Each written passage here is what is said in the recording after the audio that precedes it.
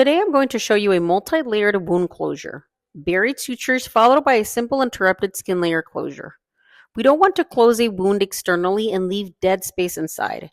That's why we close in layers. The deep sutures eliminate dead space and carry the tension, and the skin layer brings the edges together. This deep layer is where the tension belongs. Use absorbable suture only for buried stitches. I'm taking deep symmetric bites to bring the wound together without strangulating tissue. Do not puncture the epidermis. The knot should be completely buried away from the skin. Leaving dead space allows fluid to collect and increases the risk of infection, wound separation, and poor healing.